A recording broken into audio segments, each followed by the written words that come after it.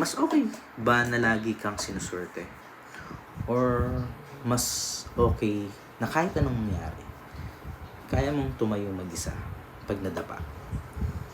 Sabi ng mga Stoics, mas matibay pa sa good luck ang lakas ng loob. So, September 1, ang title nung ngayong day, sabi nabasa kong The Daily Stoics is a strong soul is better than good luck. No? Strong soul. Sabi ni Seneca, our minds and soul are stronger than fortune. Ikaw mismo ang nagde-decide kung magiging masaya or miserable ka. Hindi yung swerte, hindi rin yung malas. For example, take Cato the Younger.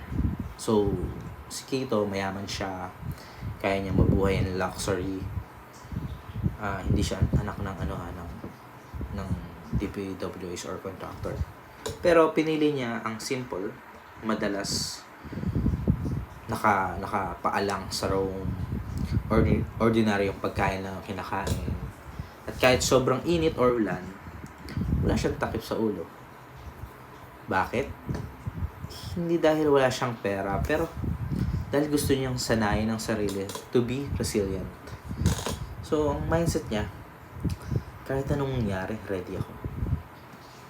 So, sana tayo rin pwedeng mag-practice ng ganito, no? Hindi natin kailangan laging hanapin yung comfortable or easy way or easy life. Minsan, piliin mo rin ang mahirap. Gumising ng maaga kahit gusto mo pang matulog, tapusin ang trabaho kahit tinatamad, tanggapin ang discomfort. Kasi pag dumating yung totoong challenge sa buhay, train ka na, malakas ka na. So remember, luck comes and goes. Pero yung strong soul, yan ang magdadala sa'yo kahit anong sitwasyon. Don't depend on luck. Build strength inside, and you always be ready.